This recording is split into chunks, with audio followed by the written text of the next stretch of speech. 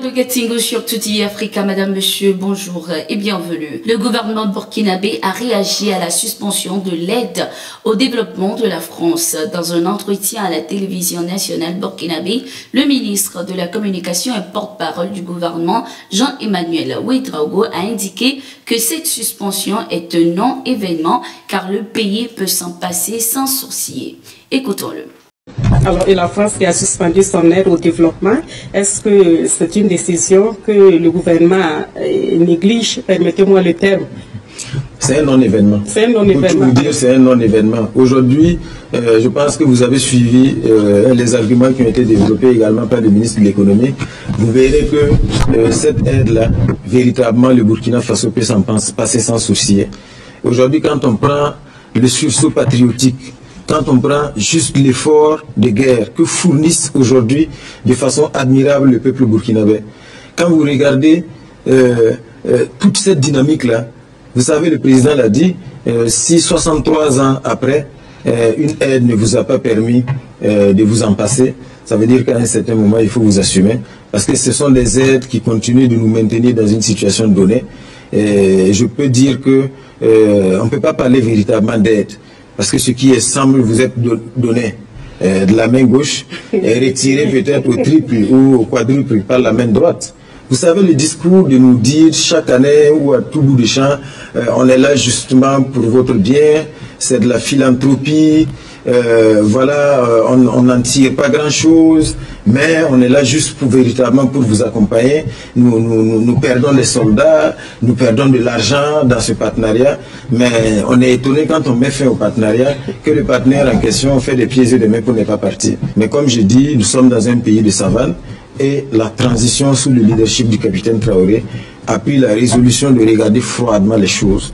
Quand une convention n'arrange pas le Burkina Faso, on va y mettre fin, purement et simplement. Le chef de la délégation de la CEDEAO au Niger, il y a une semaine, le général Abdou-Salami Aboubakar a révélé les contenus des échanges avec les nouvelles autorités du pays. Le chef de la délégation a indiqué que le CNSP s'oppose à un retour de Bazoum au pouvoir, comme le souhaite la CEDEAO. Ces propos du général Abdou-Salami Aboubakar ont été rapportés sur X par Imran Mohamed Imramoud, un responsable du parti au pouvoir au Nigeria, All Progressives Congress APC. Il a déclaré que le coup d'État avait réussi et que le président Bazoum avait été renversé. La question de son retour au pouvoir ne fonctionnera donc pas.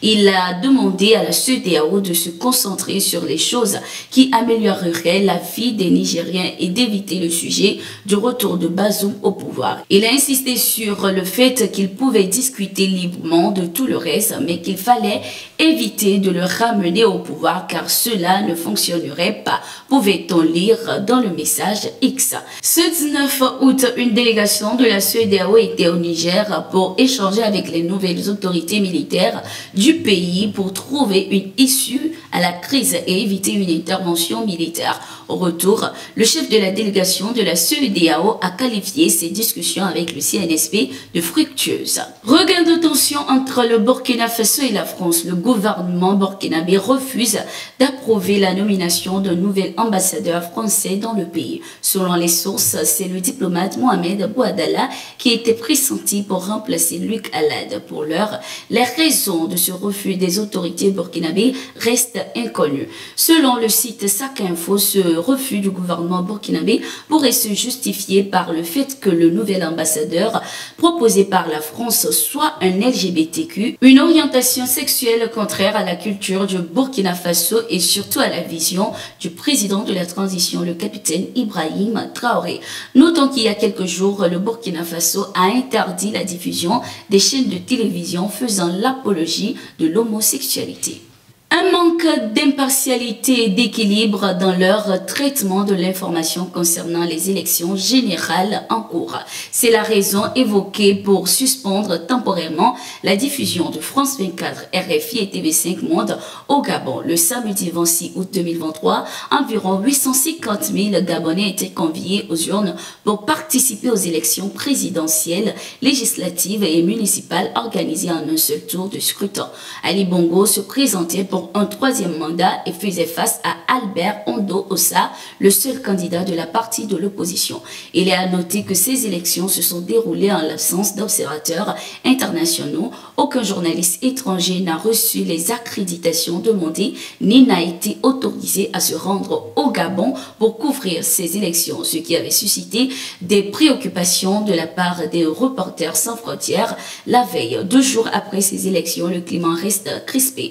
L'accès à Internet est suspendu depuis le jour du vote par le gouvernement pour éviter la propagation d'appels à la violence. Un couvre-feu de 9h à 6h du matin a été instauré depuis dimanche 27 août.